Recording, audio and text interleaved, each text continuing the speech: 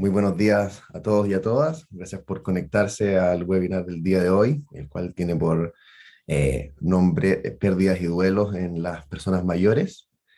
Para poner un poco en contexto en qué se enmarca esta presentación, se da en una publicación que va a realizar próximamente la Oficina de Salud Integral de Personas Mayores de la Subsecretaría de Salud Pública, el cual es una guía de envejecimiento y salud mental en personas mayores.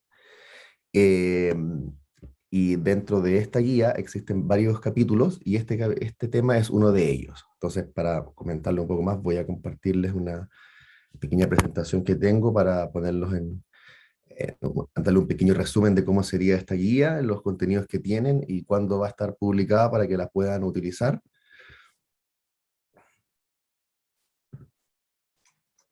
Ahí está.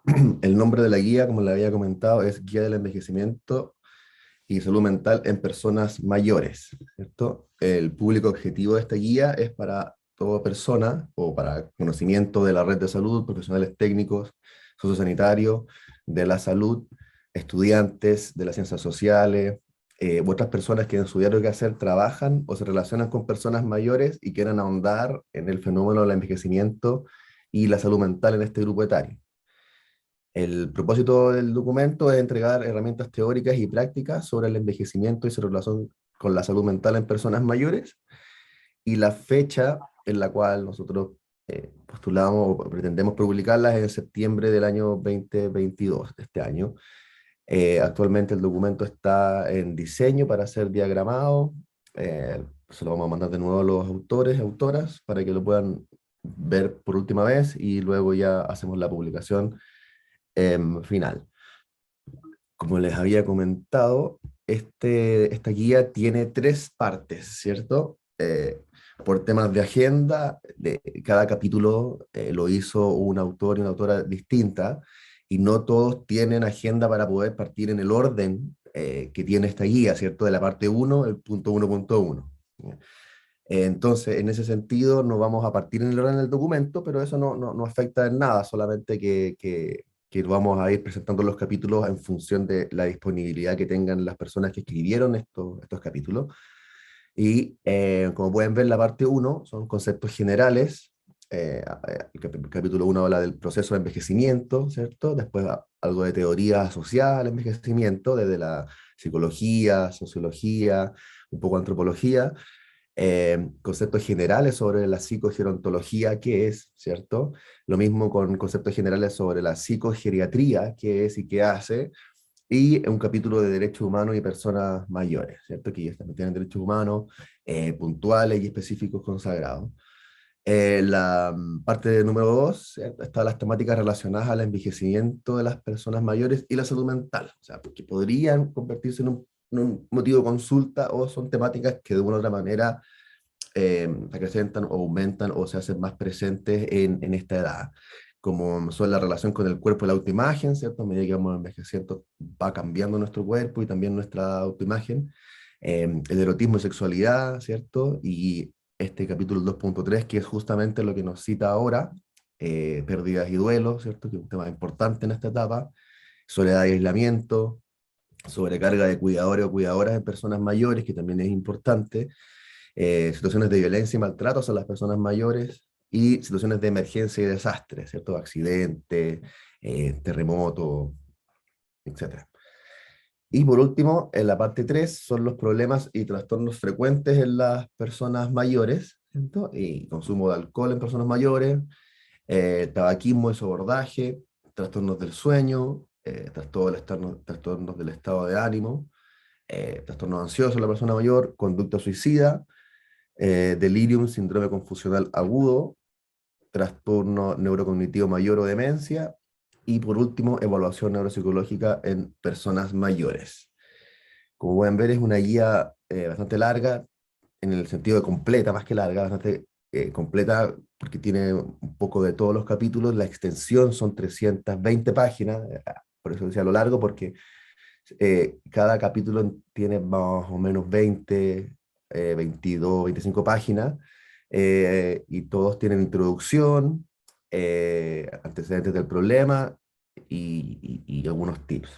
Todos los capítulos tienen un cuadro de resumen de las ideas centrales, como para llegar y buscar lo que uno quiere, y si quiere leerse el capítulo entero, lo puede hacer.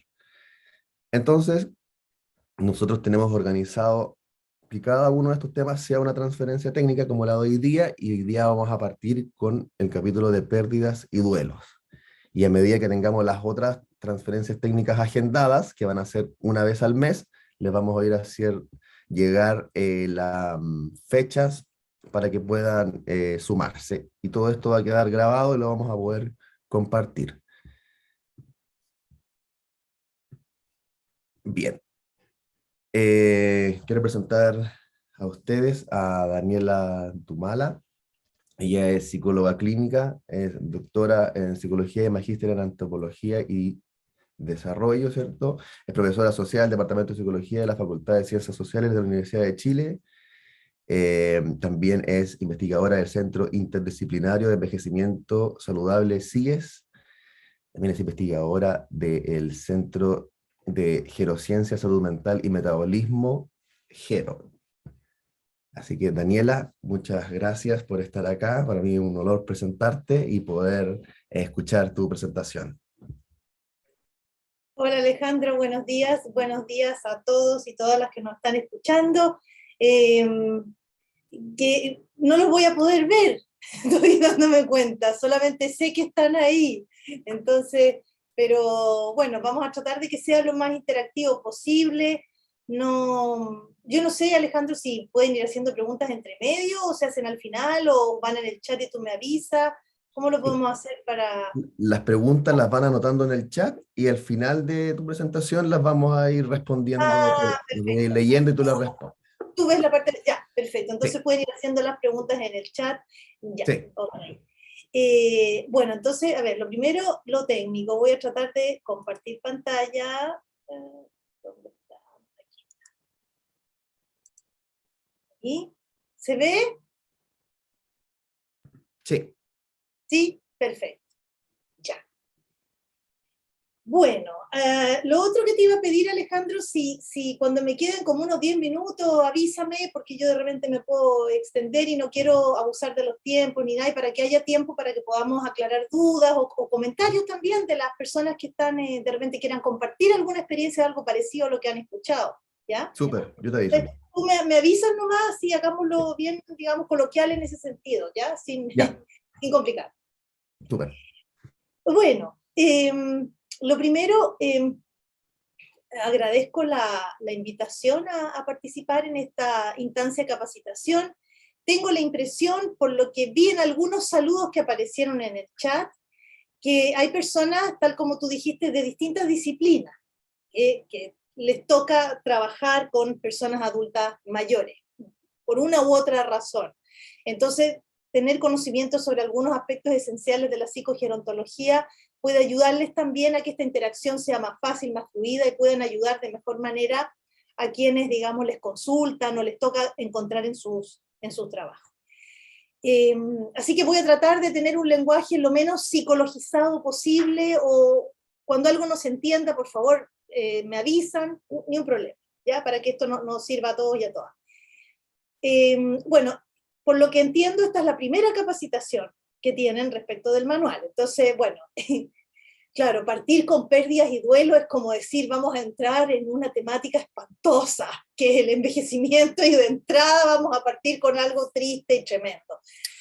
Quisiera hacer una primera aclaración al respecto. Algo que van a ir viendo también a lo largo de las capacitaciones y van a poder ver en el manual, es que el envejecimiento es una etapa más de la vida y que se caracteriza por pérdidas, como vamos a ver hoy, pero también por ganancias de otro tipo, ¿ya? Es decir, que partamos con pérdida y duelo no significa que estemos entrando en un túnel amargo para estudiar esta etapa de la vida, sino que este es uno de los desafíos que se enfrenta cuando uno envejece, y se van a sorprender de la capacidad que tienen las personas mayores para sobreponerse muchas veces, o gran parte de las veces, a este tipo de situaciones, y cómo han desarrollado capacidades y recursos para eso, de los que ojalá pudiéramos aprender algo antes, nosotros, los que todavía somos un poco más jóvenes. Bueno, aquí Alejandro mucho más joven que yo todavía, ¿ya? Y probablemente ustedes también. Bueno, eso era lo primero. Ahora, ¿por qué hablar de esto? Bueno, porque independientemente que quieran o no dedicarse a trabajar con personas mayores, la, la demografía de nuestro país cambió. Chile no es un país que esté envejeciendo, Chile es un país que ya envejeció, ya tenemos una tremenda cantidad de personas adultas mayores que componen nuestra sociedad. Y yo quiero partir diciendo que esto no es un problema, no quiero que hablemos del problema del envejecimiento, yo más bien hablaría del desafío del envejecimiento. Es la primera vez en la historia de la humanidad que enfrentamos una población humana tan envejecida. Y eso nos pone, digamos, en alerta a tener que ver qué es lo que tenemos que enfrentar con esto, qué es lo que a lo mejor tenemos que aprender con esto. Entonces, no partir mirándolo como un problema, no obstante, vamos a hablar hoy de una de las partes difíciles del envejecimiento y la vejez. ¿Ya? Eso era lo primero que quería decir. Y bueno, entremos en materia. Pérdidas y duelo en la vejez. Si bien voy a lo mejor detenerme más en algunas cosas que en otras, le quise poner el mismo título que aparece en el manual para hacerlo más ordenado y más fácil también para todos los que nos están escuchando. Bueno, a ver, ahí está. Si pensamos en los desafíos del proceso de envejecer, porque hablamos de envejecimiento como el proceso y vejez como la etapa de la vida que distinguimos como vejez, y esa va cambiando en distintos contextos. En la época de nuestras abuelas o bisabuelas, una persona vieja era una persona de 50 años, ahora una persona vieja es una persona a lo mejor de 70, ¿no? Esto va cambiando. Pero en este proceso de ir envejeciendo, uno de los desafíos importantes que nos toca vivir, digamos, enfrentar, unos antes, otros después, es que en esta etapa de la vida, en la medida en que vamos acercándonos a la vejez y en la vejez misma, se suele acumular una gran cantidad de pérdidas. Podríamos decir que las pérdidas superan muchas veces a las ganancias, o al menos esa es la percepción que se tiene respecto de lo que nos pasa en la medida que vamos envejeciendo. Y además que las pérdidas, si bien constituyen una nueva condición de vida, cuando uno pierde algo ya no lo tiene, ¿no es cierto? Se murió alguien que uno quería, esa persona ya no está. Perdí la salud, no tengo la salud de antes. Pero hay algunas pérdidas que son un poquito más reversibles que otras. Por ejemplo, una persona que tiene una pérdida de salud importante, a lo mejor a los 40 años, tiene una condición corporal que a lo mejor le permite recuperarse mucho mejor, ¿ya? Y volver a tener mejor salud, a diferencia de una persona mucho más envejecida, donde a lo mejor esa condición ya se instala nomás en su vida. O, por ejemplo, perder a tu pareja cuando eres más joven, si bien es algo no normativo, es decir, fuera de lo esperable, y puede ser muy traumático, a lo mejor es más fácil rehacer la vida amorosa en etapas más tempranas que en etapas muy tardías. Ahí no es que no se pueda, ni mucho menos, al contrario, cada vez hay más gente mayor que se vuelve a emparejar. Pero una persona de 85 años a lo mejor tiene menos posibilidades, y además está enferma, menos posibilidades que alguien de 40 de volver a encontrar una pareja. Entonces son menos, comillas, reversibles, porque no es que sean reversibles, sino que, digamos, se pueden, en etapas más tempranas, volver a tener algo de lo que se perdió, ¿ya? A diferencia de etapas más tardías.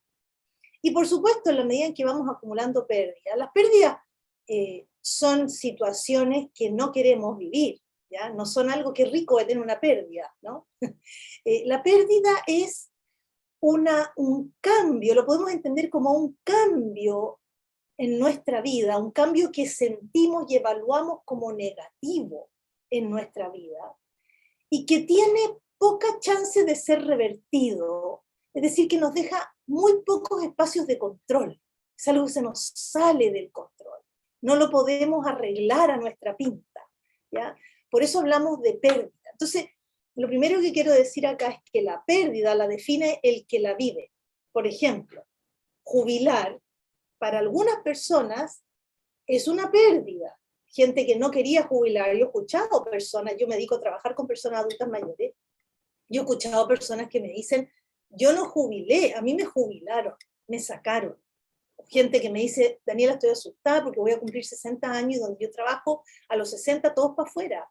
Y yo no quisiera dejar de trabajar, no sé qué voy a hacer con mi vida después de eso, ¿ya? Entonces, ahí podemos hablar de pérdida, pero para otra persona jubilar puede ser una ganancia. Es decir, pucha, acá estoy hasta aquí, yo también he escuchado eso, ¿no? Es decir, me acuerdo de algunas profesoras que me decían, yo ya estoy cansada, estoy cabreada, no estoy para escuchar a estos cabros, ya me tienen chata, así que feliz me voy para mi casa, voy a hacer lo que no he podido hacer hasta ahora, etc. Entonces ahí no estamos hablando de una pérdida, ¿ya? Entonces es algo que evalúa una persona como negativo, pero que te deja con muy poco control. ¿Sí? Ese es el tema central acá, el que no hay control, ¿ya? Entonces cuando nos pasa algo negativo, que además es muy poco lo que podemos controlar respecto de esta nueva situación, por supuesto que podemos pasarlo bastante mal, ¿no? Es decir, las pérdidas son un factor de riesgo porque pueden, y muchas veces, o sea, lo que hacen es que disminuyen nuestra sensación de bienestar, baja, ¿ya?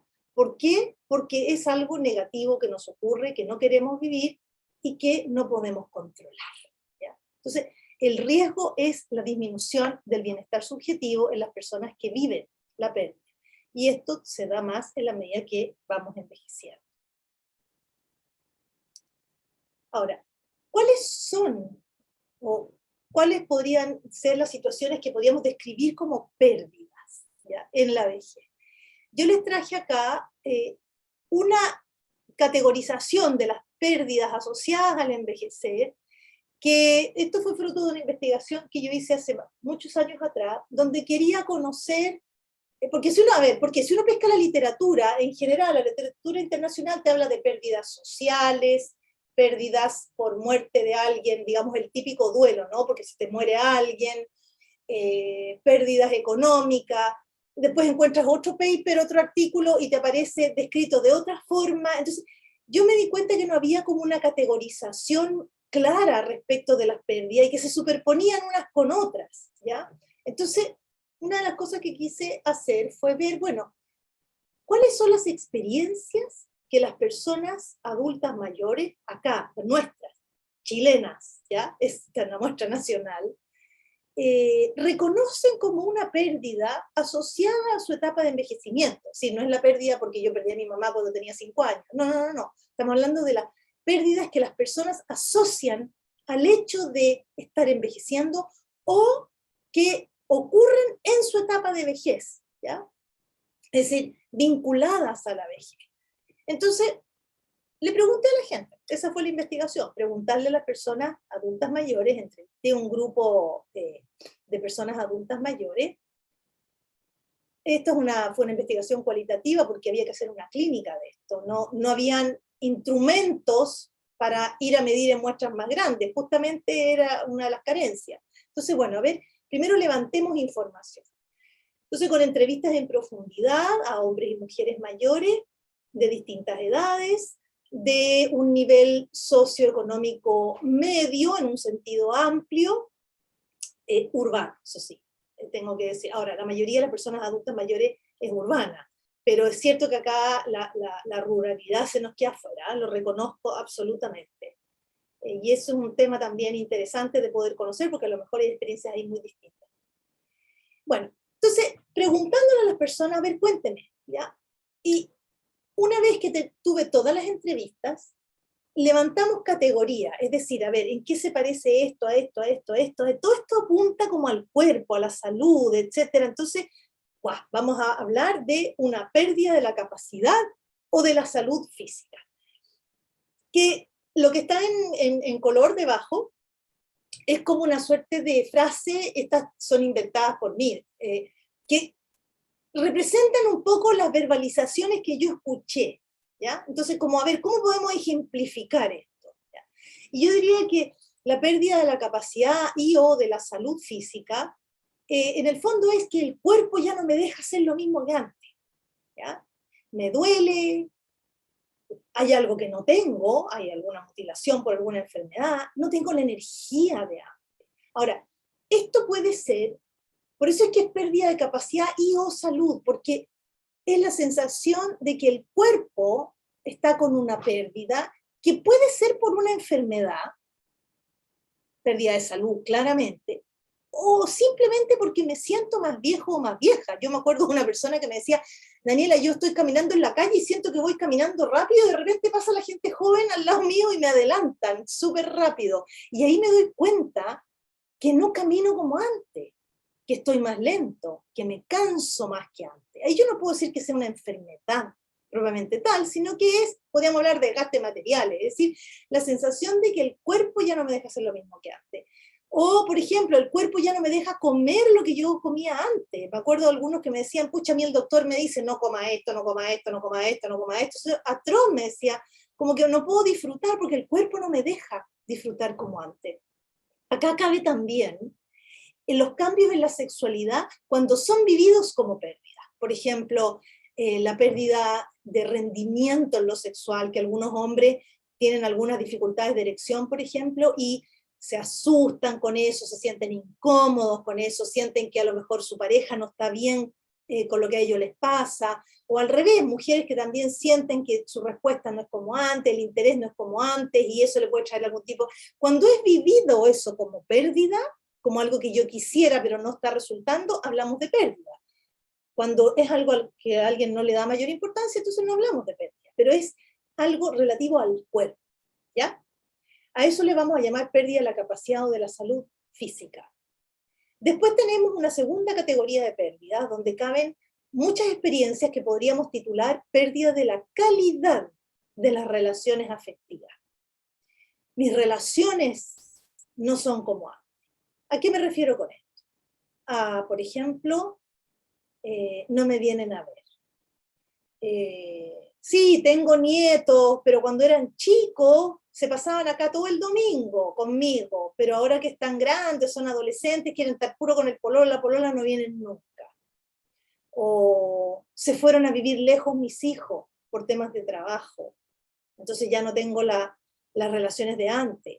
O nos hemos distanciado con muchas amigas porque están enfermas, o se cambiaron de comuna, o alguna se fue a una residencia, entonces se hace complicado vernos. Es decir, las personas están, pero no están como antes. Un ejemplo muy claro de esto fue, me acuerdo, un señor que me dijo, o sea, que tenía viva a su esposa, vivía con ella, pero ella llevaba por lo menos 2 años con Alzheimer. Entonces, claro, la señora está viva, sigue siendo su esposa, él queriéndola mucho, pero la relación cambió. No es la relación que tenían antes. Él siente que ya no puede conversar como antes, no puede sentirse apoyado como antes. O sea, hay una pérdida en la calidad de la relación. No obstante, la relación está, ¿ya?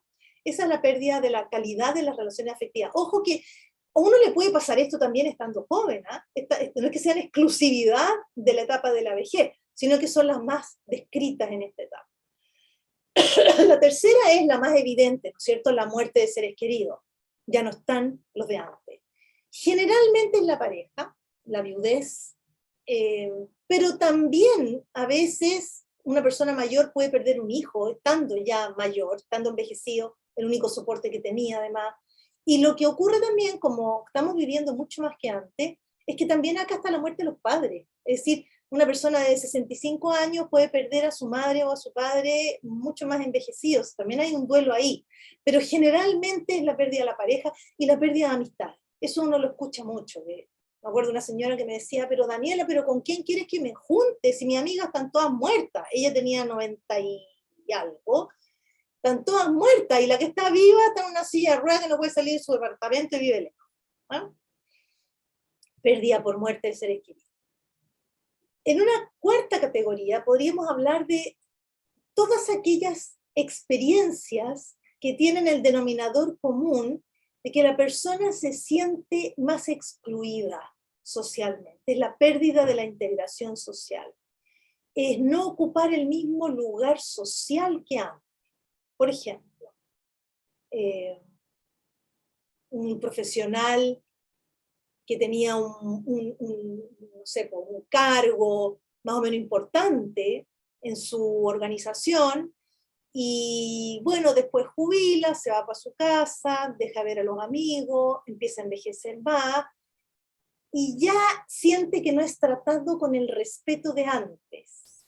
o que va al lugar donde trabajaba y ya nadie lo conoce, porque hay otra generación de gente ahí. Entonces, no sé, pues el profesor que fue muy conocido y muy famoso en un momento, vuelve al lugar y nadie lo pesca, nadie lo infla, porque nadie tiene idea quién es, ¿ya? Entonces, es no ocupar el mismo lugar de antes, un lugar donde la gente joven está más empoderada y que la gente más mayor va perdiendo esa sensación de poder, ¿no? No olvidemos, y algo que van a ver acá en el tema del maltrato al adulto mayor, una de las formas de maltrato es la infantilización de las personas mayores, ¿no? La sensación de que como están frágiles físicamente, entonces son como cabros chicos, ¿ya? Y mentalmente como cabros chicos también. Entonces, alguien que ocupaba un rol o que tenía una autonomía, que se paraba de una forma frente al mundo, que eso no tiene resonancia después en su entorno. Lo miran no sé si es menos, lo miran como niño, como frágil, no lo reconocen, nadie sabe quién es, etc. Pérdida de integración social. Acá también está, por ejemplo, la jubilación cuando no es deseada, ¿ya? Es pérdida de integración social. La sensación de discriminación, por ejemplo, que no me dejan, esto han salido algunas cartas en el diario, ¿no? Que si quiero vender una casa me tienen que hacer un certificado médico de que no tengo problemas mentales. Esa es una sensación, más allá que eso esté bien, que esté mal, ese no es el punto. ¿Ya? Yo creo que es súper discutible en todo caso, y debería ser acotado a personas donde hay una clara sospecha de algo, y si no, no. Pero eso es una opinión. Pero la sensación, la experiencia que vive la persona es de discriminación. Todo lo que tenga que ver con discriminación de la sociedad tiene que ver con pérdida de integración social. La pérdida de condiciones de vida materiales. Yo no puedo disponer de lo que disponía antes. Yo inicialmente la tenía como pérdida económica, ¿ya? Y ni hablar pues, con el tema de las pensiones, que ya no tengo que explicar nada, ¿no es cierto? Son bastante bajas, entonces la gente pierde mucho su capacidad adquisitiva y tiene problemas económicos. Pero en las narraciones de las personas mayores que vi, habían cosas que no tenían que ver con lo económico y que eran materiales, concretas. Me acuerdo, por ejemplo, una persona que me decía que una de las cosas que más le había costado cuando envejeció fue cambiarse de casa. Si yo pensé en una cuestión económica. Pero me empieza a contar más y me dice, pero es que esa era la casa donde viví toda mi vida, donde criamos a nuestros hijos. Y la verdad es que ya, claro, no tenía sentido seguir manteniendo una tremenda casa para 2 personas, ya, qué sé yo, de 2 pisos, entonces era un cacho por las rodillas. Entonces nos vinimos a vivir en un departamento que es lo más, comillas, razonable. Entonces me decía, pero es que no es mi casa, esa era mi casa. Entonces yo pensé primero que a lo mejor eso era una cuestión más social, que ya no tenía los espacios de antes para invitar a los hijos, que el departamento le quedaba chico para como para la cuestión más social. No, me dijo, no es eso, es que esta cocina no tiene la luz que tenía mi cocina. Y además que acá también cabe, por ejemplo, cambiarse de barrio cuando uno es adulto mayor. Cambiar un adulto mayor de casa es súper difícil, no sé si lo han experimentado probablemente, y todos creemos que es solamente una cuestión afectiva, como no, es que esta es mi casa de toda la vida, acá creció mi abuela, mi mamá, qué sé yo crié a mis hijos, como ya, esa es una cosa, pero también tiene que ver con que las personas mayores, como van perdiendo algunas capacidades físicas, y pueden haber pérdidas de memoria también, se sienten mucho más hábiles y seguros en un entorno conocido que en un entorno desconocido. O sea, sale a caminar, a comprar pan el señor y sabe que ahí en esa esquina hay un hoyo, ¿ya? Entonces ya lo sabe y lo esquiva. Y se acuerda, puede ir con piloto automático a la panadería porque no tiene que pensar dónde está, simplemente se acuerda, porque es una cuestión muy instalada. Pero lo pones en otro barrio, lo pones en otro lugar, y ahí algunas fallas de memoria, fallas físicas pueden ser realmente, le pueden hacer la vida cuadrito. Entonces pierden funcionalidad porque el entorno no les permite mantenerse más funcionales. Entonces también por eso hay una cuestión de agarrarse a la casa, ¿ya? Todo esto cabe dentro de la pérdida de condiciones de vida materiales, concreta, casa, barrio, ¿ya? Luz de la cocina. Y por supuesto, la pérdida económica, esa sí o sí está aquí también, ¿ya? Y por último, la pérdida cognitiva, que alguien puede decir, bueno, pero podía ir en la 1, ¿no? Pérdida de salud. Sí, pero es que esto tiene que ver con cómo narran las personas. Esto describe la experiencia de las personas mayores. no una mirada desde fuera, sino que desde ellos. Entonces, la pérdida cognitiva es la sensación de que mi cabeza ya no me responde como antes. Yo me acuerdo personas que me decían, sí, me decía, por ejemplo, yo me pongo a leer un libro y de repente me doy cuenta como que no me acuerdo bien de lo que leí y tengo que volver a leer. ¿Ya? Me cuesta un poquito más concentrarme, de repente se me olvida una que otra cosa. Todas estas personas eran personas que estaban funcionales, fue parte de la muestra, fue que efectivamente no tuvieran un mini mental alterado, etc. Pero igual puedes tener lo que se llama la queja subjetiva de memoria, que es todo un tema que se está investigando, ¿ya? Entonces, la sensación de que la cabeza ya no tiene las capacidades que tenía, ¿ya? Me cuesta más aprender a usar el celular, en fin. Entonces, estas de alguna manera, estas 6 categorías de pérdida, de alguna forma buscan representar las distintas experiencias que las personas mayores reconocen como cambios negativos en su etapa de vejez y que son poco o nada reversibles y que generan malestar. Ahora tenemos, se lo puse en la bibliografía, al final del PowerPoint les pongo alguna bibliografía, pero bibliografía que también están en el manual que les hablaba Alejandro. Estas 6 categorías de pérdida las transformamos, yo soy investigadora del Centro Gero, y en ese contexto, en Gero, lo que hice fue tomar estos 6 tipos de pérdida y junto al equipo con el que estamos trabajando, construir un instrumento de medición para poder aplicarlo a muestras más grandes, ¿ya? Entonces ya existe la escala de pérdida en la vejez, está publicada, la pueden ver en la revista que está ahí al final. La publicación está en inglés, porque publicamos en revistas indexadas internacionales, pero la prueba es en español. Si alguien la quisiera aplicar en inglés, tendría que hacer la validación en ese idioma.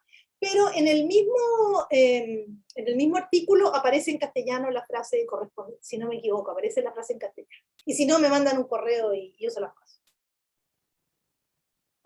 Y construimos este instrumento que mide cuáles de estas pérdidas la persona, por ejemplo, yo le paso a usted el instrumento, cuántas de estas pérdidas ha vivido o no, y lo otro que preguntamos es la intensidad, es decir, qué tan intenso fue, entonces es más o menos intensa, ¿ya? Entonces preguntamos esas 2 cosas. Ok, eso respecto a cómo podemos entender las pérdidas que se experimentan cuando envejecemos. Yo les traje, esto no está en el manual, y se los traje así como entre nosotros, porque esto es una investigación que hicimos también en el contexto de Gero, y el artículo en estos momentos está en revisión, esto todavía no está publicado, está en la revista en evaluación, ¿ya? Pero ya fue mandado. Se los traje porque este es el resultado de la aplicación del instrumento también en una muestra, pero más grande, de personas adultas mayores chilenas, ¿ya? Nosotros hicimos un estudio sobre la experiencia de pérdida y cómo se relacionaba con variables sociodemográficas, es decir, si habían diferencia o no según ser hombre, mujer, si yo tener más educación, menos educación, si la experiencia, si variaban los puntajes de la prueba de pérdida, ¿no? Y el trastorno cognitivo sin demencia, es decir, personas que tienen una queja subjetiva de memoria o tienen alguna mínima alteración, qué sé yo, en el mini mental, que es un test de escaneo rápido de pérdida cognitiva, pero que no tienen demencia, ¿ya? ¿Y qué es lo que quisimos hacer? Queríamos identificar cuáles eran los tipos de pérdida, de estos 6 tipos de pérdida, cuáles eran los que más reporta la gente, cuál era la intensidad, y si habían relaciones entre estos tipos de pérdida. Por ejemplo, si uno tenía de esta, lo más probable es que tenía de esta otra también, o no, ¿ya? Y explorar si habían variaciones de esta experiencia de acuerdo con variables sociodemográficas y el trastorno cognitivo, es decir, si los tipos de pérdida eran distintos, por ejemplo, en hombres que en mujeres, o eran distintos según tuvieran o no algún tipo de trastorno cognitivo. ¿Qué fue lo que encontramos? Perdón, la parte metodológica, la muestra era 194 personas mayores, ahí uno ya puede, no es una muestra muy grande, pero sí te permite hacer análisis cuantitativo. Y aplicamos la escala de pérdida, la que yo les estaba hablando, aplicamos el mini mental y un cuestionario sociodemográfico, ¿ya? Y después establecimos asociaciones entre los resultados de la prueba con las variables seleccionadas, ¿ya? Ahí están los modelos de regresión, etc. ¿Qué fue lo que encontramos? Aquí están los 6 tipos de pérdidas que les hablé. Si tuviéramos una sala de clase, les preguntaría cuáles creen ustedes que son las que más aparecen, las que tienen más reporte, ¿ya? Pero no podemos hacer eso acá, así que pueden que les diciendo nomás. De las 6 tipos de pérdida, una de las cosas importantes es que, miren, el 75,2% de la muestra, o sea, prácticamente 3/4 de la muestra, reportó 4 o más pérdidas de estas 6. Es decir, de las 6 pérdidas, por lo bajo habían vivido 4, la gran mayoría de la muestra. Lo que nos habla claramente que las pérdidas, como dice la literatura internacional, se acumulan. Las pérdidas se acumulan en la vejez. ¿Cuáles fueron las más reportadas? O sea, en la cantidad de pérdidas, porque eso te permite ver la cantidad de pérdidas también en el test, ¿ya? La cantidad de pérdidas entonces eran 4, algo en general. Las que más se reportaron, aquí está, fue la pérdida de capacidad o salud, y es como evidente, ¿no? Es decir, cuando la gente dice me llegó el viejazo, ya cuando uno le empieza a doler algo, qué sé yo, me llegó el viejazo, y además que hay una cuestión re importante, que la pérdida de salud física o de capacidades físicas es muy sentida, muy fuertemente sentida. Si cuando a uno le duele una muela, el resto pasa como a segundo plano, porque te impide muchas cosas. Es como dice un colega mío, secuestra la conciencia el malestar físico.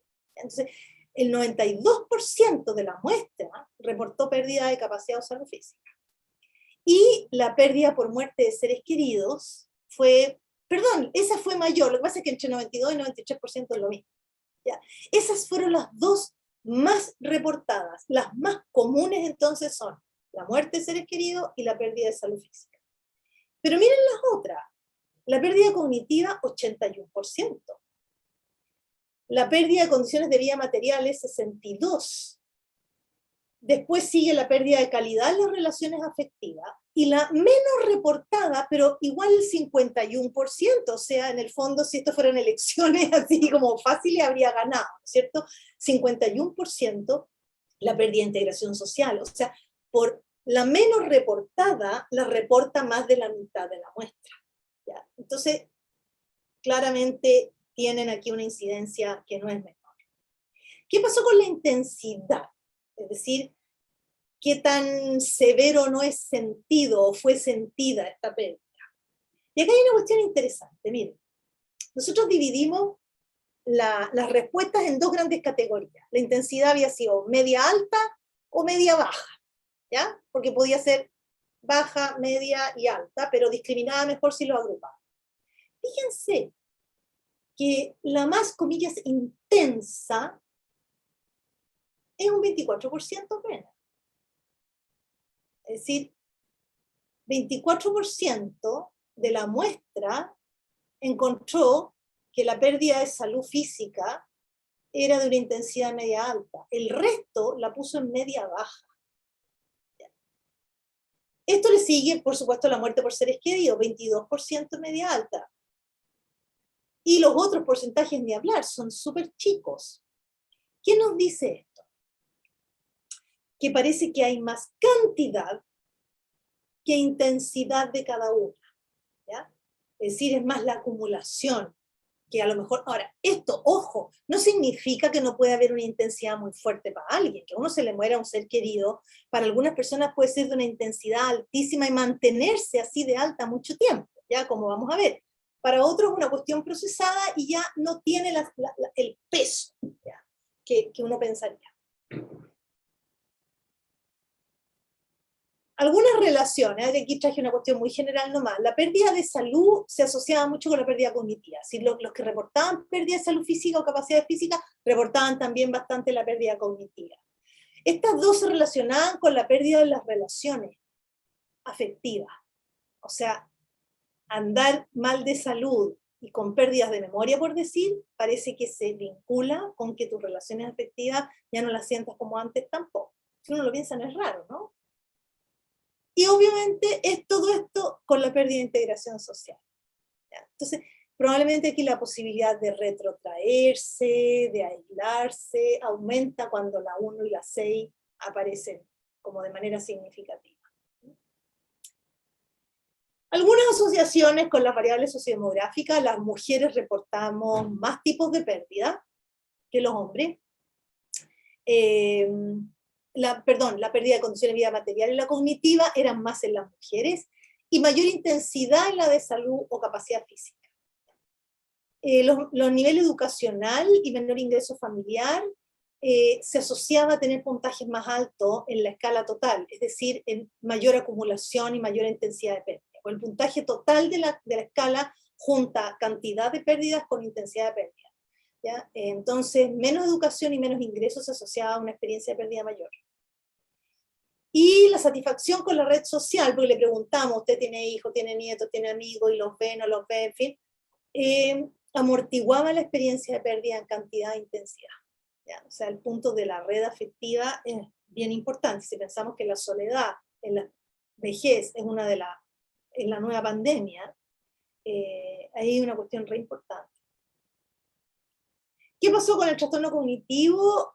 Vimos que las personas que tenían un trastorno, pero no demencia, reportaban más pérdidas, tenían puntajes totales en la escala más alto, y además la intensidad de las pérdidas era mayor en las relaciones con los otros, en la integración social, o sea, el tema del aislamiento, ¿no? Y bueno, la sensación de pérdida cognitiva, claramente.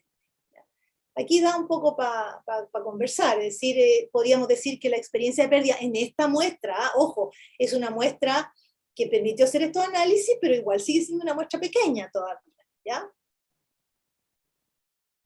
La experiencia de pérdida, al menos en esta muestra, tenía más relevancia la cantidad y la diversidad de pérdidas más que la intensidad de cada una, ¿ya?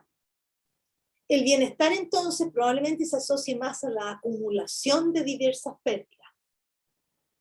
¿Y esto para qué nos sirve? Porque si uno conoce bien cómo están experimentando las personas mayores, los desafíos que enfrentan al envejecer y cómo algunos subgrupos pueden diferenciarse, uno puede implementar dispositivos de salud mental más focalizados y más pertinentes. ¿Ya? Ok.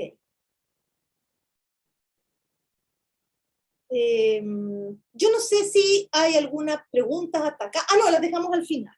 Me decía Alejandro. Bueno, ¿dónde entra la palabra duelo acá? Porque hasta aquí hemos hablado de pérdida, ¿cierto? Bueno, el duelo lo vamos a entender como, la pérdida es un hecho, es un evento, ¿ya? Que es evaluado como negativo. Pero lo que a mí me pasa emocionalmente frente a eso, la vivencia de dolor, de sufrimiento, frente a una pérdida se llama duelo, ¿ya? Entonces el duelo es la reacción emocional a una pérdida que es considerada importante, porque si a mí se me pierde, no sé, se me pierde un lápiz, no creo que haga un duelo por eso. Tiene que perderse algo importante para que uno entonces experimente un duelo.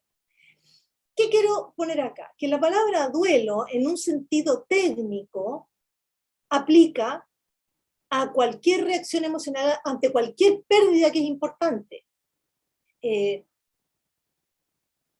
Por ejemplo, voy a poner algo que puede sonar bien raro. Bueno, ahora la gente cada vez se casa menos, pero antes la gente solía casarse más que ahora. Y muchas veces el tránsito de soltero o soltera a casado, si bien podía ser muy alegre, muy lleno de romanticismo, de ilusiones, de todo, también en alguna parte podía haber una sensación de duelo, porque se está perdiendo una etapa de la vida que ya cambia totalmente. ¿Ya? Hay una pérdida de algo ahí. O sea, puede haber un duelo también, no significa que el novio o la novia no estén convencidos, sino que forma parte de la vida, que cuando uno pierde algo que es importante, hay una reacción de duelo. Ahora, generalmente la palabra duelo comúnmente se ocupa para cuando estás viviendo el sufrimiento porque alguien cercano murió, ¿ya? Pero en sentido estricto la palabra duelo aplica a cualquiera de las pérdidas que hemos visto, u otras que pudieran aparecer, ¿ya? Por ejemplo, una de las pérdidas que, esto está mencionado en el artículo que está en revisión, algo que uno podría también encontrar en las personas mayores, no en todas, pero que sí reportan, es la pérdida de sentido. La pérdida, bueno, y entonces yo lo escucho. ¿Para qué estoy acá, Daniela? Soy un cacho, ¿no? ¿Para qué sigo acá? estoy cansada, no, ¿para qué sigo acá? ¿Cuál es mi rol ahora? ¿Ya? Claro. Entonces, nosotros esa no la incluimos en el instrumento que diseñamos porque no salió directamente de las vivencias expresadas por las personas mayores en la investigación anterior. Entonces somos bien rigurosos con eso. Y además porque, de alguna forma, creemos que la pérdida de sentido está como en un nivel de abstracción distinto. Cuando tú, por ejemplo, tienes pérdida de salud, pérdida de integración social, pérdida de relaciones afectivas, eso puede derivar y expresarse en una pérdida de sentido. Estoy enfermo, estoy solo, no tengo a nadie, ¿para qué estoy acá? Raya para la suma, ¿para qué estoy acá? ¿Ya? Está como en un nivel distinto, pero también se podría eventualmente incluir. Entonces, vamos a entender el duelo como esta reacción emocional. ¿Ya? Y acá viene la típica pregunta. ¿Cuándo el duelo es, comillas, patológico, comillas, complicado? ¿Cuándo requiere atención profesional? Eso no está del todo resuelto. Porque no está del todo resuelto el tema del duelo y la depresión, por ejemplo. ¿Ya? Eso también está en el documento que van a leer.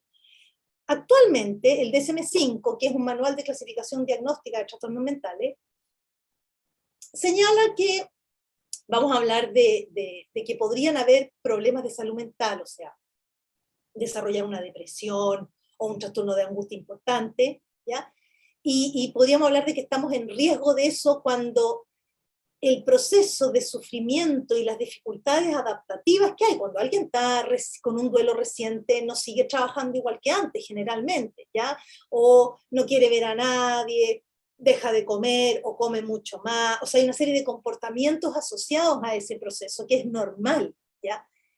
Eso que es normal en un inicio, si está igual después de 6 meses o de 12 meses, en el caso del DSM-5 habla de 12 meses, ya otros autores hablan de 6 meses. Si eso está igual, aquí podría haber riesgo de algo. Pero ojo, cuando se mantienen sin mejoría significativa, lo importante, yo estoy viendo una persona ahora que está con un proceso de duelo y que lleva, no lleva 12 meses, pero lleva hartos meses, pero hay avance. Es decir, va de menos a más. Mientras vayamos de menos a más, con retrocesos, con momentos de bajón de nuevo, por ejemplo, una persona puede ir mejor en su proceso de duelo y llega el día, la fecha del cumpleaños de la persona que murió. Por supuesto que se puede ir al piso, puede estar una semana en el piso, ¿ya? O para la Pascua, para el Año Nuevo, para las fiestas, para las vacaciones, la primera Navidad sin esta persona, el primer cumpleaños de uno sin esta persona. Todos esos son, o voy a un lugar, hay gente que me dice, y fui a tal parte, y me empecé a acordar porque aquí veníamos. Es decir, obvio que eso te puede hacer, comillas, retroceder, eso forma parte del proceso. Pero si uno mira como la panorámica, lo importante es que con altos y bajos vamos de menos a más. ¿Ya? Si vamos de menos a más, eso puede durar mucho, ¿ya? Puede durar obviamente más que 12 meses, pero vamos de menos a más. El tema es que si una persona en un año, una persona adulta en un año, está igual o prácticamente igual, o sea, sigue sin comer, sigue sin querer ver a nadie, es decir, sigue aislada, con mal ánimo, bueno, uno diría aquí, esta cuestión se está poniendo de otro color, ¿ya? Y amerita algún tipo de atención. La discusión respecto de si duelo y depresión hablan de lo mismo o no hablan de lo mismo, es una discusión que está en el texto, no vamos a andar en eso ahora, salvo que en las preguntas después haya algo. El punto es que, claro, desde la perspectiva tradicional hasta el DSM-4 se diferenciaba el duelo de la depresión. Entonces, cuando alguien tenía síntomas depresivos, pero estaba cursando duelo, no se le diagnosticaba como depresión porque era una categoría diagnóstica distinta. Pero después se empezó a ver que, pucha, en realidad se parecen bastante y que podríamos pensar entonces que una persona sí puede estar deprimida aun cuando esté en un proceso de duelo. Entonces no son excluyentes. ¿Ya? Bueno, para hacer el cuento corto, más allá de eso, lo que sí hay bastante consenso es en esto, es en la mantención sin mejora significativa durante mucho tiempo. Ahí más allá del nombre que le pongas a eso, si es duelo complicado y no depresión, o es una depresión por un duelo, ponen el nombre que queráis. Pero si esto está igual o casi igual después de harto tiempo, esa persona necesita ayuda. Ahora, otra cosa que es importante es que una persona puede necesitar ayuda aun cuando no cumpla con estos criterios. Por ejemplo, una persona puede experimentar una pérdida, sentirse muy mal con eso, y considerar que necesita estar acompañada o acompañado en este proceso, porque siente que no tiene con quién hablarlo, que no sabe cómo enfrentarlo. Claro, no aplica aquí el diagnóstico externo, no importa. Si una persona considera que en este proceso requiere transitar con ayuda profesional o con ayuda de alguien, bien, eso también es digamos, algo que hay que reconocer, ¿ya? Hasta acá, no sé cuánto rato llevo, hasta acá el tema del duelo, y cómo va a ser este proceso de duelo en una persona va a tener que ver con lo significativo que ha perdido. Si ha perdido algo muy significativo, probablemente ese duelo va a ser mayor a que si perdió algo importante, pero no tan importante. Es decir, la viudez no es vivida igual por todas las personas. Para algunas personas que, es decir, uno ha escuchado viudas que dicen ahora estoy mucho mejor que antes, ¿ya? Eso pasa también, ¿ya? Lo significativo de la pérdida es un elemento. El entorno donde está la persona, los recursos que disponga en su entorno también es otro elemento importante. Y algo que yo me voy a centrar son los recursos psicológicos de las propias personas que enfrentan una situación de duelo. Y acá un concepto importante, interesante, y que es de la psicología, es el concepto de afrontamiento. ¿Ya? Lo que los gringos llaman los coping processes, es decir, los procesos de afrontamiento. ¿Qué son los procesos de afrontamiento? Son la forma en que cada uno de nosotros le hace frente al estrés.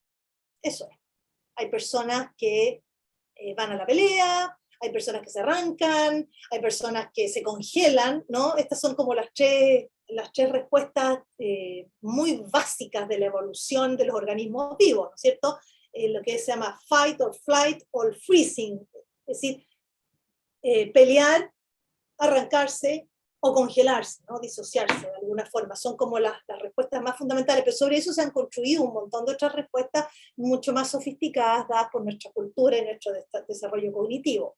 Entonces, por ejemplo, una persona puede, frente a dificultades, siempre pedir ayuda de terceros, ¿ya? Esa es una forma de afrontar. Otras personas, por ejemplo, regulan sus emociones y son capaces de bajar los niveles de estrés porque se ponen a pensar en cosas positivas o en eventuales soluciones. Esa es otra manera de enfrentar. Es decir, ¿cómo enfrentamos lo que nos cuesta? ¿Cómo enfrentamos los problemas de la vida? ¿Qué hacemos en términos de qué hacemos? No solamente qué hacemos conductualmente que alguien pueda verlo, porque uno puede hacer cosas dentro de la cabeza, ¿cierto? Sí, uno puede estar un día entero rumiando una cuestión que le preocupa. Eso es hacer algo, ¿ya? Que le sirva o no es otra cosa, pero eso es hacer algo. Entonces son todas las acciones internas o externas que desplegamos para lidiar con el estrés. ¿Nos resulten o no nos resulten? Eso se llaman los procesos, esas son las formas de afrontar. Y una de las cosas que a mí me ha interesado mucho como psicóloga clínica es, ok, las personas mayores enfrentan muchas pérdidas, les toca vivir un montón de pérdidas, se les acumulan pérdidas. ¿Cómo se las arreglan? ¿Cómo se las arreglan para lidiar con esas pérdidas? Porque aquí hay una cuestión que también van a ver en las próximas capacitaciones o en el texto, y que yo les decía al comienzo del capítulo, bueno, es que esto no es un túnel de desgracia lo que vamos a ver hoy día, el duelo y pérdidas, qué terrible, sino que también van a ver que hay cosas positivas. Y una de las cosas positivas que se ha visto es la famosa paradoja del envejecimiento, o la paradoja de la felicidad. ¿Qué es eso? Es que, curiosamente, y esto ha pasado en investigaciones internacionales y nacionales, curiosamente, la mayoría de las personas mayores reporta buenos niveles de satisfacción con su vida. Ustedes dirán, pero ¿cómo? Si la vejez, se te acumulan pérdidas, estás lleno de problemas, no tenés plata, estás enfermo, estás solo, te mueres, te duele la rodilla, te duele todo. y reportan buenos niveles de satisfacción con la vida. ¿Aló? Es decir, ¿cómo es esto? Como se contradice, se habla de una paradoja. ¿Ya? Ahora, ojo, esto no significa que no haya un montón de personas mayores que se puedan deprimir. No. Si hay algo que caracteriza la vejez es una diversidad enorme, enorme, enorme. Lo van a ver en los elementos centrales de la psicogerontología. Hay mucha diversidad en las personas mayores, tal vez más que en otras etapas de la vida. Pero los datos muestran que muchas personas reportan buenos niveles de bienestar. La gente que yo entrevisté, cuando levanté esos 6 categorías de pérdida, ustedes dirán, ¿estaban todos en el piso llorando? No, estaban bien, estaban bastante bien. La mayoría estaba bastante bien. Entonces tú decís, ¿cómo? ¿Ha pasado el tiempo? Sí, ha pasado el tiempo, pero yo he visto gente de la que le pasa el tiempo y sigue igual. ¿Cómo lo hace? ¿Qué hay ahí? Y por eso me puse a investigar cómo afrontan o enfrentan, es lo mismo, lo que pasa es que afrontamiento es la palabra técnica. ¿Cómo afrontan las personas mayores sus pérdidas? ¿Cómo tramitan su duelo? ¿Cómo se las arreglan con esto? Y aquí entramos entonces en la segunda etapa de lo de hoy, que tiene que ver con la parte de la solucionática, por decir, no solo la parte difícil. Y de los distintos recursos psicológicos que podemos tener las personas, los procesos de afrontamiento, como les dije, acá son las acciones específicas intrapsíquicas, o sea, de dentro de la cabeza, o conductuales, que desarrollamos para manejar el estrés. Es la definición más simple que yo he encontrado de estas autoras, que me parece que es bastante clara, ¿ya?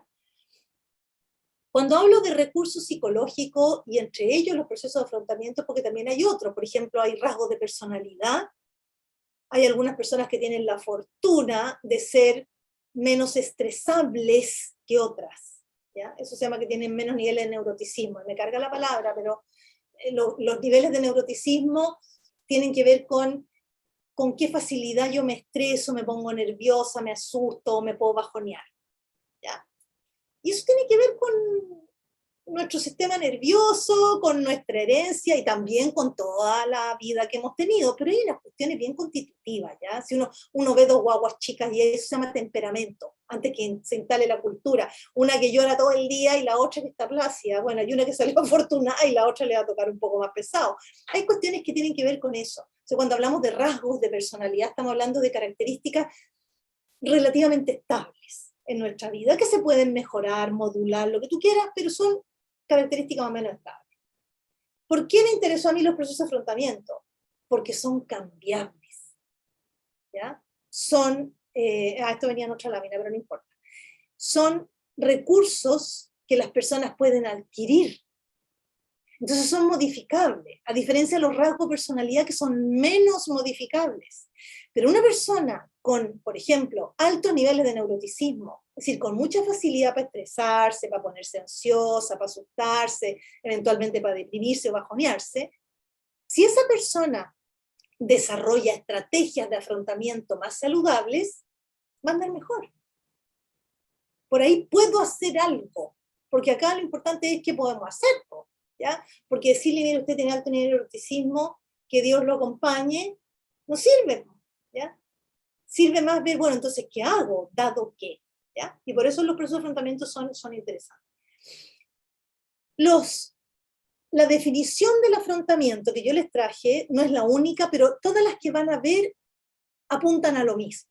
No hay mayor diferencias teóricas ni nada respecto de lo que es el afrontamiento. Donde sí queda la embarrada, por decirlo, y hay miles de diferencias en cómo se describen los procesos de afrontamiento. Es decir, hay estas acciones específicas, las acciones, ¿cuáles son? ¿Cuáles son?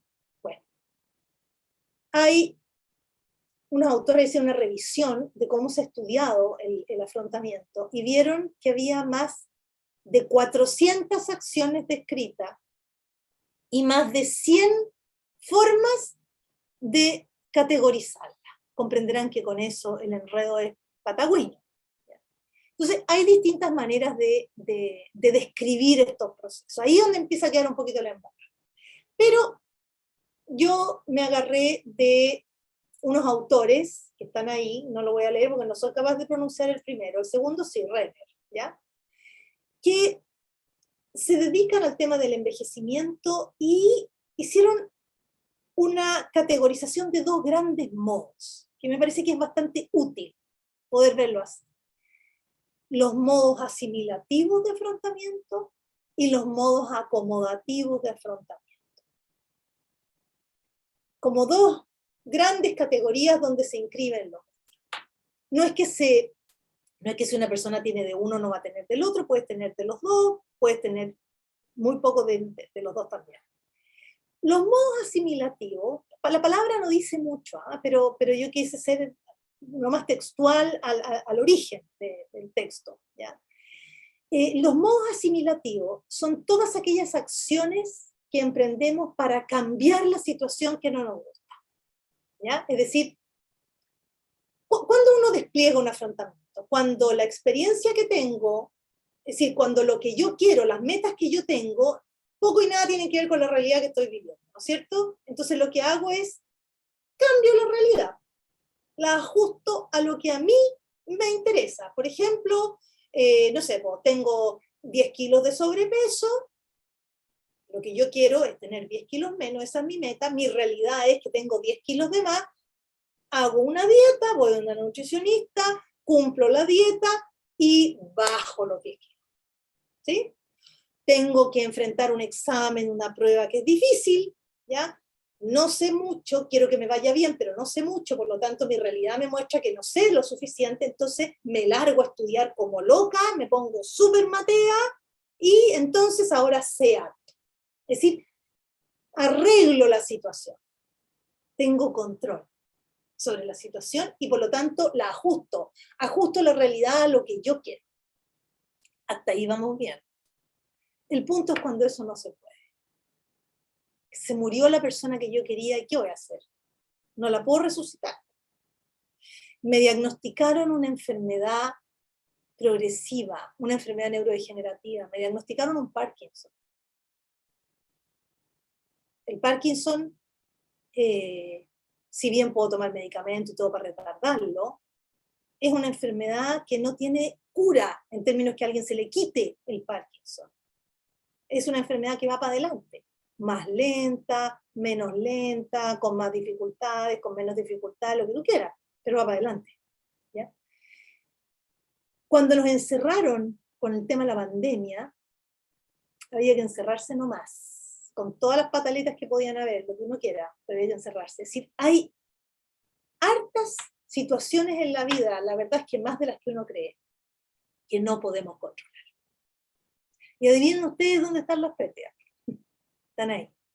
Y el modo acomodativo es que cuando esta diferencia entre lo que yo quiero y lo que estoy viviendo es una diferencia y no puedo ajustar la realidad a mí, lo que yo hago es que yo me ajusto a esa realidad. Ese es el modo acomodativo, que en nuestra cultura es bien poco desarrollado. ¿Ah? La cultura occidental moderna es que vamos a cambiar toda la pinta nuestra. Pero no siempre se puede. Muchas veces no se puede, y es mucho más lo que no controlamos que lo que controlamos. Pero las pérdidas lo hacen muy evidente. Cuando yo vivo una pérdida, es más lo que no controlo que lo que controlo. Si yo tengo un Parkinson, me tomo los remedios, hago ejercicio físico, me mantengo con movilidad, etc. Todo eso es asimilativo. Es lo que estoy haciendo para tratar de revertir o detener lo más posible, para controlar lo más posible la situación que no me gusta. Pero no es suficiente. No es suficiente para poder lidiar bien con eso. Tengo que también ajustarme a mi nueva vida. En el fondo es aceptarla. Ustedes dirán, aceptación, sí, pero ¿cómo? ¿No? Es ajustarse, es aceptar. Y aquí hay una cuestión que es interesante porque la acomodación no es una resignación amarga, no es que terrible mi vida y voy a estar en el sufrimiento eterno. Esto es el valle de lágrimas, no. La acomodación lo que genera es una disminución de los afectos displacenteros, lo que se llaman afectos negativos. Es decir, baja el malestar. Y se asocia a una sensación de paz o tranquilidad respecto de la pérdida. Esto yo también lo pude ver y constatar con personas mayores que entrevistamos en una segunda investigación después, ¿ya? De cómo me interesó ver el tema de la acomodación. ¿Cómo nos ajustamos a lo que no controlamos? Y lo que les puedo decir es que cuando una persona ha logrado la acomodación, eso es lo que le ocurre.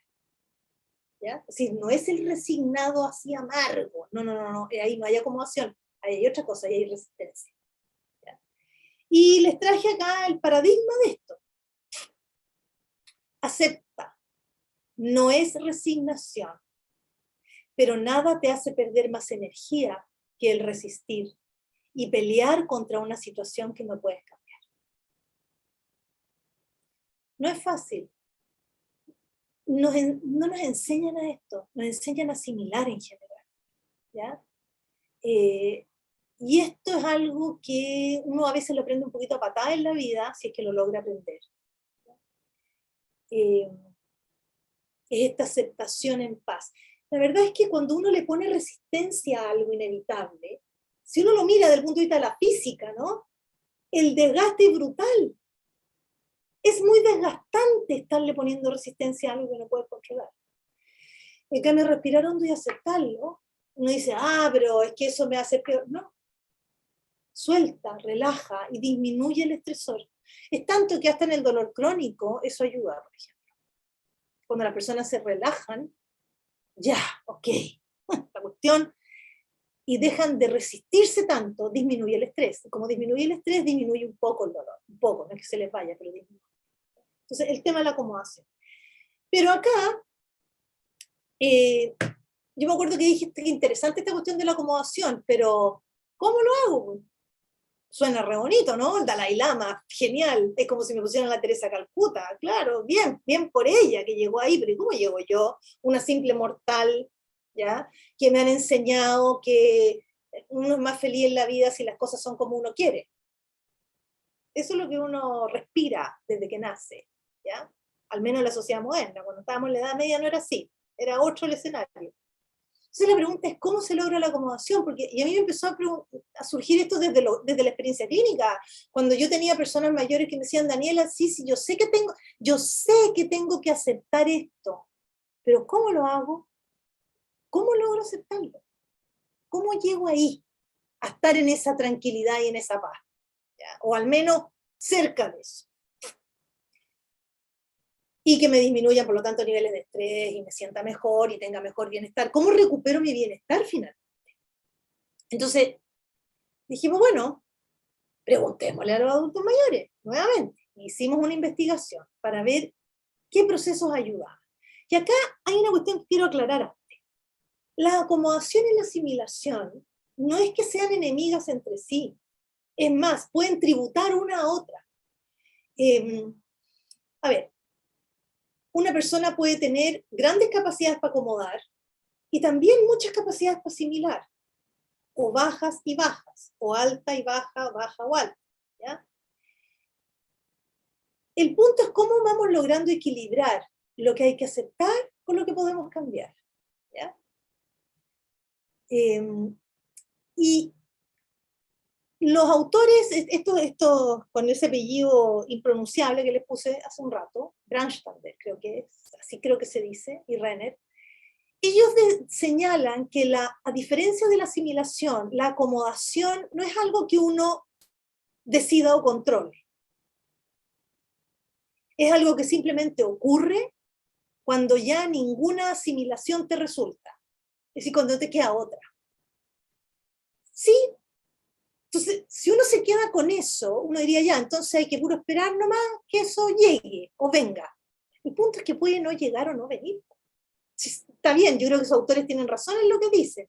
No es algo que uno ande buscando, deseando. La acomodación aparece cuando lo otro ya no se puede, cuando no queda otra. ¿Ya? Pero resulta que alguien puede no lograrla. Es como el olvido. Probablemente más de alguno o alguna que nos está escuchando ha vivido alguna vez en su vida una relación de pareja fatal, y que lo único que quiere uno es olvidar, ¿ya? Uno no puede obligarse a olvidar. Casi que mientras más se obliga, más se acuerda, ¿no es cierto? Sí, es cierto. No se puede el olvido decidir, listo, hoy me olvido. Ojalá, uno se habría librado a cada pastel con mucha más facilidad, ¿no es cierto? Eso no se puede, igual que la acomodación. Hoy me acomodo. No, de acuerdo, estoy de acuerdo con los autores. Pero uno puede no decidir olvidar, está bien, pero uno puede llevar una vida que te ayude a olvidar o llevar una vida en que te quedes pegado y no olvides nunca. O sea, uno puede hacer o no hacer cosas que favorecen o no que se instale el olvido, que se instale la acomodación. Si yo decido no salir nunca más con nadie, poner fotos del sujeto en cuestión por todas partes y andarme pegando la cabeza contra la muralla todos los días, es más difícil que me olvide. Si decido hacer otras cosas, el olvido va a llegar solo. ¿Ya? Y con la acomodación nosotros nos preguntamos, ¿y no podrá pasar algo así? ¿No será que hay ciertas cosas que uno puede hacer, y esas son asimilativas, pero que tributen a la acomodación, que ayuden a que la gente pueda lograr más tranquilidad y más paz? Entonces hicimos esta otra investigación. ¿Y qué fue lo que hicimos? Hicimos entrevistas en profundidad nuevamente a personas mayores que habían experimentado pérdida, y pudimos en la misma entrevista también sondear, son entrevistas que las personas tenían experiencia clínica también, pudimos sondear quiénes habían logrado ya la acomodación y quiénes no. La mayoría había logrado la acomodación, nuevamente aquí los viejos la llevan, ¿cierto? Pero habían algunas personas que no. Y fíjense que no tenía mucho que ver con el tiempo. Uno dirá, bueno, el tiempo lo cura todo. Sí, pero no todo. El tiempo por sí mismo no es suficiente. Nosotros vimos, por ejemplo, yo me acuerdo de una persona que llevaba como 17 o 20 años enojado. Enojado porque había vivido una separación, estando ya viejo, y seguía enrabiado. Y me acuerdo que me dijo, Daniela, yo me estoy transformando en un viejo amargado. Entonces tú dirás, había pasado harto tiempo. Harto, ¿no? Estaba casi igual que al comienzo. Entonces dirás, aquí el tiempo por sí mismo no es suficiente. Podríamos decir que es una condición necesaria, apelando a la lógica. Claro que sí. Es una condición necesaria, pero no suficiente. Entonces, y hay una cuestión interesante, ¿eh? Que uno pensaría la gente que no ha acomodado es gente que anda más triste. Y por lo menos en la muestra nuestra, los que no habían logrado la acomodación, lo que más andaban eran enojados, enrabiados, con la vida, con Dios, con el destino, con la suerte o consigo mismo. Interesante, ¿no? Nos llamó la atención eso. Porque también hay mucha gente que cae en una cuestión más triste, más depresiva, pero la rabia apareció como una cuestión bien importante. Bueno, entonces le preguntamos cómo alguien se puede ayudar o no. Entonces le preguntamos a las personas mayores. ¿Y qué fue lo que encontramos? Nosotros dividimos, antes que lean esto, nosotros dividimos, lo retrocé para que no se me pierda. Dividimos entonces a nuestro grupo de personas mayores en los que habían logrado la acomodación y los que no habían logrado la acomodación. Y empezamos a ver qué hacía cada uno, para ver cuáles procesos se asociaban a acomodar o no acomodar.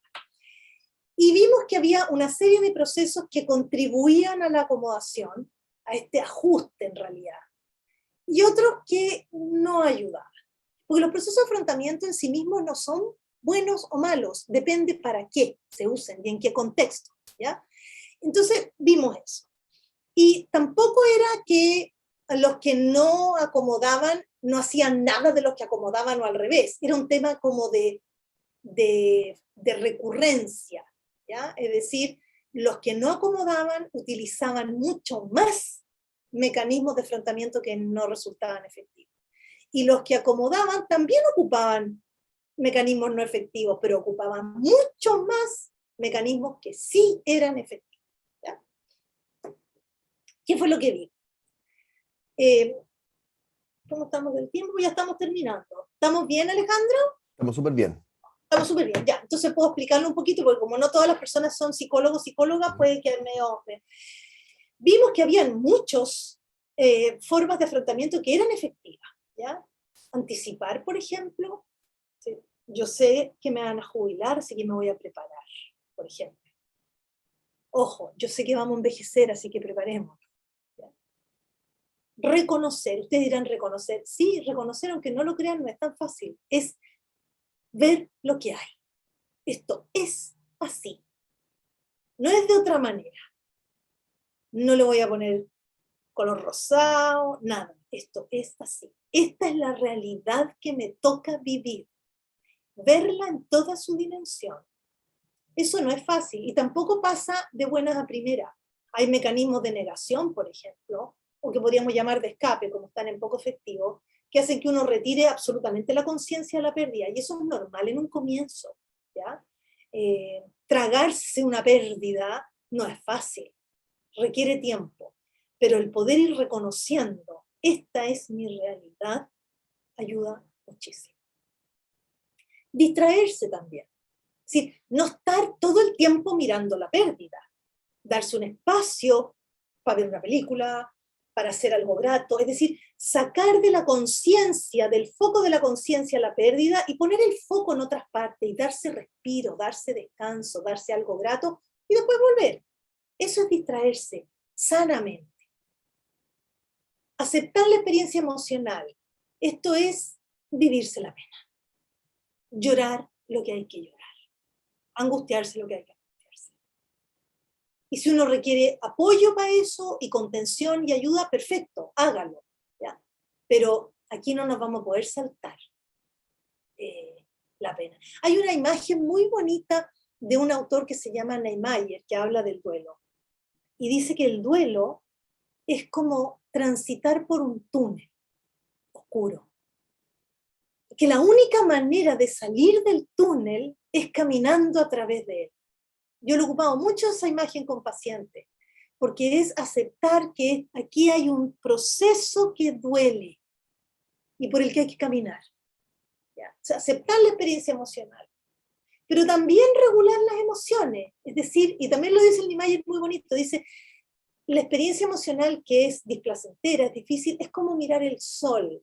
Uno puede mirar el sol un rato, pero si uno se queda pegado mirando el sol, se le van a irritar los ojos, ¿no es cierto? Se va a hacer un daño. Acá lo mismo. Puedo llorar, puedo estar una mañana entera llorando, un día entero llorando, pero también tengo que poder regular eso. Respirar hondo, distraerme, hacer otra cosa, hacerme un cariñito, salir también de ahí, ir y venir, ir y venir, ir y venir. No quedarse pegado, por decir, solamente en lo negativo, o por el contrario, vamos a ver aquí el escape, salirse absolutamente y mandarse de fiesta en fiesta. Tampoco ayuda, tampoco resulta, ¿ya? Regular. Buscar un sentido. Ustedes me imagino que han vivido situaciones difíciles en su vida. Cuando a uno le toca vivir algo difícil, lo primero que se le viene a la cabeza es ¿por qué? ¿Por qué me pasó esto? ¿Por qué pasa esto? Y la respuesta generalmente no la tenemos. Menos ahora en esta sociedad donde cada uno tiene que buscar sus propias respuestas. Para algunas personas es más fácil, para otras es menos fácil, pero tratar de darle un sentido. Me acuerdo de una mujer que me decía, con una enfermedad que tenía, me decía, mira, me decía, mi enfermedad finalmente se transformó en mi maestra, porque he aprendido cosas que a lo mejor no habría aprendido si no hubiera pasado por esto. Bien, no estoy diciendo que todo el mundo tenga que verlo de la misma manera, pero ahí había una búsqueda de sentido. ¿Ya? Aplicar el humor. Yo aquí me quiero detener un minuto porque todas las que están acá, todos estos procesos lo usaban todos, pero más los que les iba bien con la acomodación. Pero el humor era exclusivo de los que habían acomodado. No había nada de humor en los otros en relación a la pérdida. Y el humor es una cuestión súper saludable. Súper saludable. No se me olvida nunca, en una investigación anterior, una persona que me contó que le había pasado de todo en la vida. Y una de las cosas que le había pasado, hablando de pérdida en general, no era de la vejez, es que aparte de Realmente era una acumulación de pérdidas desde que era joven. Y una de las cosas que le pasó es que después, cuando tuvo a su última hija, esta hija nació con síndrome de Down. Y me acuerdo que me dijo, sí, pues Daniela, llegó el doctor y me dijo, tiene síndrome de Down. Y el doctor me dijo, ¿qué vamos a hacer? Y yo le dije al doctor, ¿cómo que qué vamos a hacer? Nada, pues no la vamos a devolver. Es decir, yo encontré sensacional. Es decir, el humor le mete aire a la vida. No es que uno tenga que andar muerto de la risa todo el tiempo, porque eso ya es un mecanismo de escape, de negación, pero poder meterle un poco de humor a la propia tragedia de la existencia es algo que yo diría que diferencia claramente a las personas que acomodan versus las que no, por lo menos en esta investigación. Buscar y también saber aceptar el apoyo social, la familia, los amigos, etc. O sea, apoyarse todo lo que uno necesite. Respecto de la parte religiosa o espiritual, acá apareció algo interesante, que si ustedes ven, yo no sé si yo muestro mi cursor, sí, pero acá dice entregarse a una dimensión espiritual, y acá dice reclamo a una dimensión espiritual. Es decir, la parte espiritual y o religiosa, porque hay gente que tiene una experiencia espiritual o una creencia espiritual, no solamente que adscriben a una religión. También habían diferencias. Las personas que se entregaban, es decir, que soltaban el control. Es decir, esto es por algo, no sé, por la vida, Dios, me abandono en este otro que sabe por qué me está pasando lo que me está pasando y confío en Dios, en la vida, da lo mismo la religión en particular. Dios sabrá por qué. Cuando eso es sentido, no dicho nomás, sentido ayudaba. En cambio el reclamo, y yo le he pedido a Dios y le he rezado todos los días y no hay caso, no me lo quiso dar. Eso no servía. ¿Ya? Eso era resistencia. Establecer nuevas opciones también es algo que sirve mucho. Me acuerdo una vez una persona que me dijo, yo he trabajado toda mi vida, me dijo, y tuve que jubilar y a mí me encanta estar activo, entonces a mí siempre me gustó bailar tango, así que ahora soy profesor de tango. ¿Ya? Es decir, buscar alternativas, planificar. ¿Cómo me voy a organizar ahora? Que tengo esta enfermedad, que me jubilaron, que estoy en una casa que no me gusta, etc. ¿Cómo voy a planificar directamente? Mantener actividades de interés, eso también ayuda mucho a la distracción, ¿ya? Es decir, la vida no es solo la pérdida, es más que eso. Y orientarse a la solución de problemas, es decir, ir pelando, como se dice, las papas de a uno. Voy a organizar, la planificación ayuda a eso, voy a resolver esto. Solución de problemas es, por ejemplo, tomarse los medicamentos que hay que tomarse, ¿ya? Eso cabe en solución de problemas, ¿ya? Voy a ir al doctor, voy a preguntar, voy a hacerme un plan de ejercicio para que esto avance más lento, etc. ¿Ya? Orientarse a la solución de problemas. ¿Cuáles resultaron poco efectivos? Entre la distracción y el escape hay una diferencia. Una cosa es sacar de la conciencia un rato lo que me está doliendo, darme, como quien dice, un recreo y volver. Y otra cosa es, aquí no ha pasado nada. Es decir, yo simplemente no veo, no me hago cargo, nada. ¿Ya?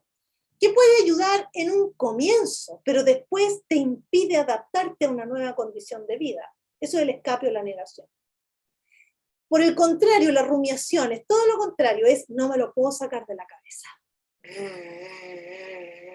Ya permanentemente y sigo pensando en esto, ¿por qué no lo hice así? ¿Por qué no le dije? El reclamo, como les dije, en la dimensión espiritual, el wishful thinking, que está en cursiva, no por ciútica, sino porque ese es el término que se usa también en español, que es como este pensamiento mágico de, no, si cuando me gane el quino, cuando me gane el loto, todo va a cambiar. No, si, como una suerte como de deseo fuera de la realidad, fuera de lo posible. Y por otro lado, la postergación, que ahora está de moda hablar de procrastinación, pero en el fondo es postergación, es decir, chutear la pelota para adelante permanentemente. Nada de esto ayudaba, ¿ya? Les traje algunos ejemplos de verbalización y con esto ya vamos a terminar. Por ejemplo, este era un señor que para el reconocimiento me decía, uno no vive de expectativas, uno vive de realidades. Rumiación, dándome vueltas y pensando que podría haber hecho esto, que podría haber hecho lo otro, que podría haberle dicho adiós, que podría haberle dado un beso, que podría haberme despedido. Regular las emociones. Una señora decía, cuando no tengo ganas de hacer nada es cuando me hago el, comillas, lavado de cerebro y me digo, no, yo misma me doy ese ánimo, ¿ya? Es decir, poder sacar los ojos del sol después de un rato. Estos son los ejemplos de procesos de afrontamiento. Si ustedes ven, esto es algo modificable. Las personas podemos aprender a salirnos de los afrontamientos que no nos sirven y a tratar de desarrollar los que sí nos sirven. Es modificable, ¿ya? Entonces eso abre puertas, abre posibilidades, abre expectativas. Ahora, la mayoría de las personas mayores había lidiado súper o bastante bien con las pérdidas. Y acá lo que quiero destacar es que estas son personas mayores vulgares y corrientes, no grandes iluminados, sabios, que entonces pueden lidiar como el Dalai Lama. No, eran personas absolutamente normales y que se las habían barajado relativamente bien, por no decir bien, con lo que habían vivido. Entonces ahí, y con esto vamos a terminar para que podamos conversar, ahí es donde surge esto de, bueno, no solo el envejecer es un problema, es un desafío y capaz que tenga algún sentido para nuestra especie, que haya más, como digo yo, organismos envejecidos. A lo mejor hay algo que podemos aprender de las personas mayores y generalmente eso no lo vemos, porque pocas veces les damos el tiempo para conocer todo lo que han hecho, para sobreponerse a las dificultades. Es súper interesante conocer esa parte también, ¿ya? Y entonces les quiero poner, porque yo venía hace tiempo pensando esto de que algún sentido tiene que tener que haya más población envejecida, y me encontré con Jung, que es un grande, digamos, de la psicología, que lo decía en bonito esto, y se los traje para cerrar con esto. Jung decía, ciertamente el ser humano no llegaría a 70 u 80 años de edad si esta longevidad no tuviera algún significado para la especie. El atardecer de la vida humana debe tener también un sentido propio y no puede ser solo un lamentable apéndice de la mañana de la vida. Ahí se los dejo. Y ahí está la referencia de lo que hablamos hoy día. Súper. ¿Cómo Daniela, anduvimos? perfecto. Y muchas gracias por la presentación muy clara. Los comentarios del chat también aluden a eso, que ha sido muy clara. Un tema que tiene muchas más trasfondo, no solamente pérdidas y duelo de distintas situaciones, sino que, como tú comentabas, está el acomodar, el afrontar, ¿cierto? De las distintas maneras, unas que son más esperadas, otras que son más evitativas. Entonces nos abriste un mundo de cómo puede ser esto a futuro. Así que eso claramente ha sido una tremenda, una clase, básicamente. Esto fue una clase, así que te agradezco por tu conocimiento, tu experiencia, por compartir los documentos, tus publicaciones, así que excelente. Tenemos algunas preguntas. Eh, ¿Cómo se considera la etapa de retiro de la vida laboral formal? ¿Cómo se considera? La etapa La de etapa de... retiro Sí, del retiro de la vida laboral formal. claro. Bueno, algo de eso salió en la presentación, pero ¿cómo se considera? Yo me preguntaría cómo lo considera la persona que lo vive, Mm. porque ahí tenemos una variabilidad enorme.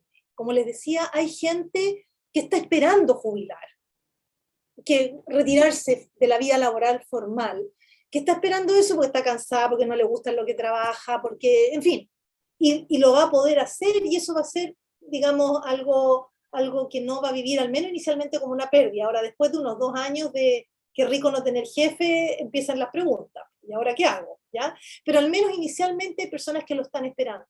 Hay personas que lo están esperando y que no lo pueden hacer porque no les va a alcanzar con la pensión que tienen. Entonces tienen que ver cómo se las arreglan para seguir trabajando. lo que muchas veces es problemático, encontrar un trabajo, mantenerse en el trabajo, etc.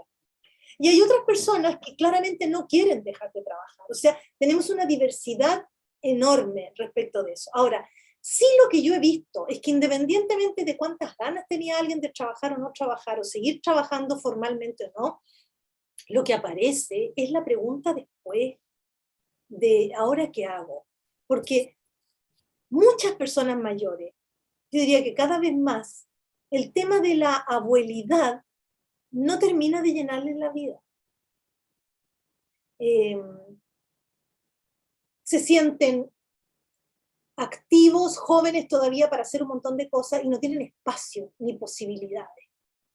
Las jubilaciones son paupérrimas, son todo o nada. Yo no sé por qué, yo cada vez que puedo digo lo mismo. ¿Por qué tienen que ser las jubilaciones de que vaya el último día a trabajar y después te vas con tu cajita, con tu foto y tus cuestiones para tu casa? Y ahí no sabéis qué hacer. ¿Por qué no puede haber gradualidad para los que quieran y puedan hacerlo? Alguien que tiene mucha experiencia en una organización, por ejemplo, podría a lo mejor seguir participando en las reuniones de equipo y aportarle a las generaciones más jóvenes, y con eso fortaleceríamos las relaciones intergeneracionales que tanto nos hacen falta. Estaría por un lado esa persona dejando el espacio a los más jóvenes para ocupar cargos, ¿no? Y no tapar la chimenea, como se dice. Pero por otro lado, tampoco lo están chuteando para afuera porque ya estáis viejos, no servís para nada, sino que todo lo contrario. Es decir, hay toda una experiencia que nos puede aportar, que nos puede servir a nosotros, que podemos ver cómo lo combinamos. Yo creo que estamos muy al déficit en eso. Estamos al déficit con el tema de la política pública en términos de pensiones. Esperemos que eso mejore, pero tampoco es una cuestión así de varitas mágicas. ¿Ya? El tema de los recursos económicos, que es lo fundamental. Y lo segundo es el tema de las posibilidades, las oportunidades, los espacios. Algo que nos está cuestionando el envejecimiento poblacional como sociedad es el para qué. ¿Para qué vivir más? ¿Para qué extender la vida? Hasta ahora estamos preocupados de la parte más concreta, física, ¿no es cierto? De tener buena salud, de cómo mejoramos que la gente no se enferme, ya todo lo que tú queráis. Tenemos a todo el mundo súper sano ahora, hasta los 90 años, y ahora tenemos a todo el mundo preguntándose, bueno, ¿y entonces ahora qué hago acá? ¿Qué sentido le doy a mi vida ahora? Esa es una pregunta que está ahí, ¿ya? Y que algunos la tienen más fuerte, otros menos. Hay personas que han dejado trabajar y que hacen vida familiar y están felices con eso, pucha, súper bien por esas personas, pero uno no le puede aplicar esa misma plantilla a todas las personas mayores, menos a las que vienen, que cada vez más hay gente sin hijos, o sin nietos, o sin pareja, etcétera. O sea, hay modalidades de vida muy distintas ahora. No sé si en algo contesto. Entonces, ¿cómo considerarlo? Yo te diría que hay mucha variedad, pero hay una cuestión de fondo que finalmente aparece. Súper. Otra consulta. Acá, bueno, dice, agradezco la instancia y comenta que hace 2 días sepultaron a una persona mayor residente de un condominio y este tema de la presentación es bien al principio. ¿Me la puedes repetir? Hace 10, ¿cómo? Dice que comentan que agradecen la presentación y también Ya. señalan que hace 2 días sepultaron a una persona mayor residente de un condominio y que si pudieras dar algún tips para apoyar tanto el equipo como a las personas mayores que eran amigas de esta Mm, persona. yo te diría que la gente, algo que nos cuesta mucho es contener. Eh, creemos que contener a alguien en el dolor es animarlo. No llore más, como que se nos fuera a desarmar la persona que está llorando. Ya, hay que tirar para arriba, hay que, por algo pasan las cosas, porque nos cuesta a nosotros escuchar el dolor, porque no sabemos qué hacer para quitarle el dolor, entonces nos ponemos a decir cosas para aliviarle el dolor al otro. Y yo te diría que en un comienzo, si aquí estamos hablando de una persona que acaban de sepultar, es el momento del dolor. Entonces yo diría respirar hondo y estar.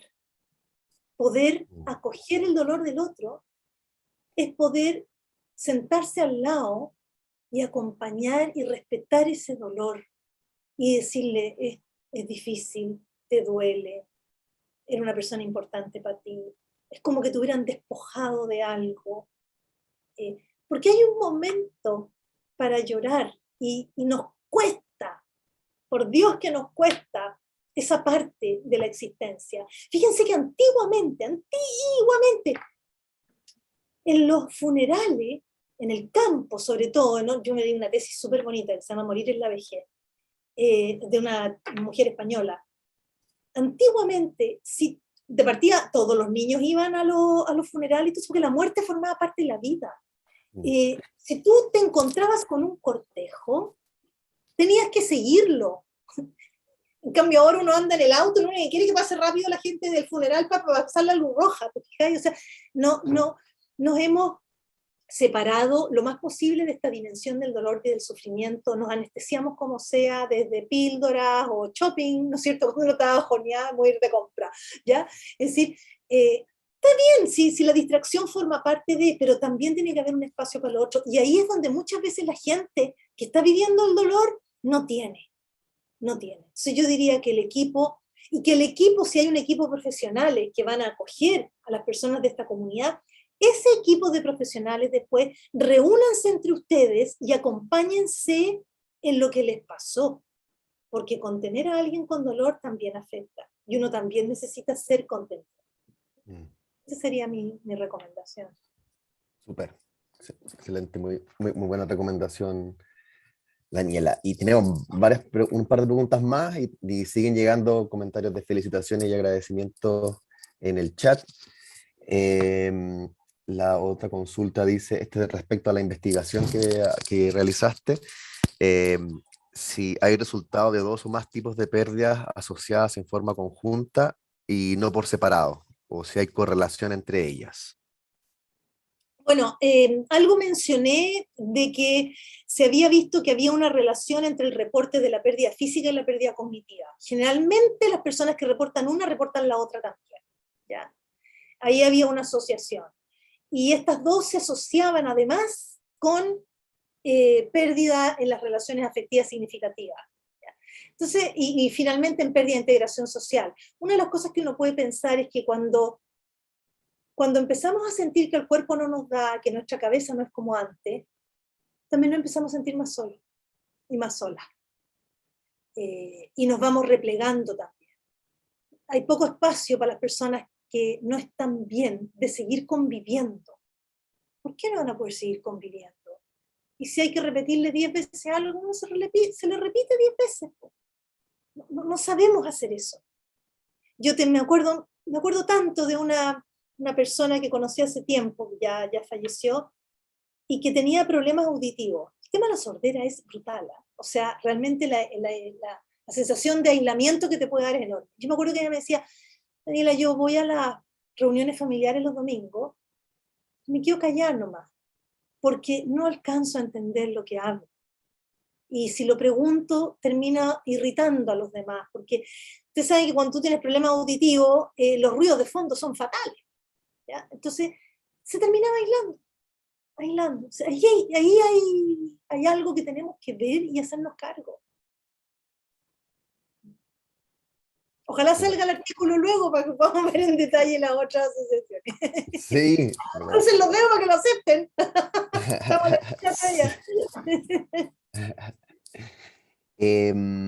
Acá hay uno ya respecto a diagnóstico diferencial, si podrías definir el diagnóstico diferencial entre duelo y depresión. Bueno, hay mucha discusión al respecto, ¿ya? Como les decía, eso en el texto van a poder leerlo con más en detalle, pero yo te diría que antiguamente se separaba duelo, y cuando el duelo tenía muchos síntomas de depresión y se mantenía en el tiempo, se hablaba de duelo complicado, ¿ya? Y no de depresión. Ahora esa cuestión se desdibujó. Si una persona puede tener un duelo y deprimirse. ¿Qué es eso? Es que la sintomatología, que en un comienzo es esperable, se mantiene igual después de unos 6 meses, con una intensidad que es absolutamente perturbadora para la vida cotidiana de esa persona. Ahora, eso no significa que una persona a lo mejor no esté con un, comillas, no alcance a tener el diagnóstico de depresión, pero lo esté pasando lo suficientemente mal y requiere algún apoyo, no solo de acompañamiento, tratamiento psicológico, sino que también medicamentoso. ¿Por qué no? Una persona que a lo mejor te dice, mira, ¿sabéis qué? No, yo días sin dormir, no puedo dormir y realmente esto me echa a perder la vida a mí y a mi entorno. Me gustaría poder tomar algo para dormir. Esa persona también hay que escucharle eso. O sea, no es que pasaste a la categoría de cuadro clínico de depresión, bajó de peso, subió de peso, cumple con todos los requisitos, ¿ya? Y se sostiene en el tiempo, un ánimo muy bajo, es aplanamiento afectivo, hay ideación de muerte, probablemente riesgo, suicida, etcétera, como para poder hacer el diagnóstico, ¿ya? Pero yo te diría que no es una discusión resuelta, no es que, porque la verdad, finalmente, ¿qué son los diagnósticos? Son distinciones que hace un observador. Y esas van cambiando, de acuerdo a cómo va cambiando nuestra historia, nuestra cultura. Antes, te digo, se hablaba de duelo y duelo complicado. Es como que había un alguien externo que decía, esta cuota de sufrimiento está bien, pero esta no. Esta está enferma, ¿ya? Eso es lo que ahora se ha tratado de revertir en términos de que, mira, hay una cuota de sufrimiento que si lo estáis pasando lo suficientemente mal, o hay suficientes síntomas, es digna de ser atendida. Es como, hay unos colegas que están en la Universidad de Portales, el Francisco Baid, y están en los textos, en el manual, que dicen que claro, se ha despatologizado un poco la depresión. Tú puedes tener síntomas depresivos que ameriten atención, aunque no hayas pasado la raya para cumplir con todos los requisitos. Súper. Otra pregunta, dice si podías comentar un poco más de la paradoja de las necesidades. Es la paradoja de la felicidad, o la paradoja del envejecimiento. Que lo que pasa es que hay muchos estudios que empezaron a ver que las personas mayores, contrariamente a lo que era esperable, que como en la vejez se acumula, es como decir, tenéis todo el viento en contra en la vejez. Te quedáis sin pega, te tratan como cabro chico, estáis sometido a discriminación, te arrugáis, ya no te queda bien la ropa, respiráis y engordáis, te duele todo, te enfermas, se te muere la gente, o sea, es como la peor etapa de la vida, ¿no es cierto? Y resulta que se encontraron con que la gente no lo vivía así. Entonces, plop, ¿cómo es la cosa? Si te pasan las peores cosas, ¿cómo no va a ser la peor etapa? Eso sería lo esperable, lo lógico, ¿ya? Pero resulta que muchas personas, más de las que se esperaba, mostraron que se sentían bien. De hecho, hay algunos estudios, yo les recomiendo que vean en el YouTube a la Laura Carstensen, que habla de la teoría de la selectividad socioemocional, que es otra manera de explicar esto, y que dice que hasta los niveles de bienestar en muchas personas mayores aumentan, ¿ya? Porque parece, dice ella, y es súper interesante, que cuando uno empieza a sentir la muerte más cerca, porque todos sabemos que nos vamos a morir, pero otra cosa es sentir, como dice mi hermano, otra cosa es sentir a la pelada aquí cerca, ¿no es cierto? Es decir, sentir que ya te queda menos y que la muerte es algo que ya forma parte de lo que te viene más o menos luego. Cuando ya uno ya ha pasado la mitad de la vida, tú decís, con la muerte cerca, la Laura Carstensen dice, uno se replantea las prioridades, las motivaciones cambian. Entonces, ¿qué pasa? Es cierto que uno tiene el viento en contra, pero es cierto que uno también prioriza de otra manera. Y lo que cuando uno es joven encuentra terrible, espantoso, cuando estás más vieja te das cuenta que no es una tontera. ¿Ya? Yo siempre salgo el mismo ejemplo. Si me buscan en YouTube o alguna clase o algo, van a ver que siempre digo lo mismo porque de verdad es cuando tu abuela te dice, mire, mijita, no se preocupe, ponle cera, a tu abuela le resulta. A uno no le resulta. Bueno, a mí está empezando a resultar ya, porque estoy más vieja. Es decir, es como, sí, me duele la rodilla, me duele todo, no tengo plata, pero además mi vecina está peor, ¿ya? Y la verdad es que lo que empieza a ser más relevante, dice la Carstensen, son los afectos. Entonces al final lo que importa es estar con la gente que quieres, aunque te duelan las rodillas y no tengáis plata. ¿Ya? No estoy diciendo con esto, por favor, no estoy minimizando los problemas que hay en la vejez. La vejez está llena de problemas. Bueno, la vida está llena de problemas, ¿ya? Y para algunos la vejez es más problemática que para otros, absolutamente. Hay gente que tiene red social, plata, y otra que está sola, abandonada. Es decir, obviamente que no es lo mismo, ¿ya? Pero, pero parece que hubiera algo que nos pasa a la medida que envejecemos que nos ayuda a lidiar con eso. Y ahí hay algo que mirar, hay algo que observar, hay algo que aprender. Nunca le preguntan nada a los viejos. Bueno, Daniela, muchas gracias. Creo que ya no tenemos más consultas. Estamos llegando ya al final de la presentación. Tenemos algunos comentarios también en el chat, pero todos apuntan a agradecer la presentación de los conocimientos, sobre todo de la recomendación de contener a la persona que contiene en términos de salud mental y como para poder hacer frente a estas situaciones, también dejar el espacio de que es normal, está bien a veces sentirse mal, no hay que tratar de evitarlo, sino que hay que poder convivir, como la metáfora que tú decías de mirar el sol o de caminar por el túnel. Así que nos vamos con una mochilita de tips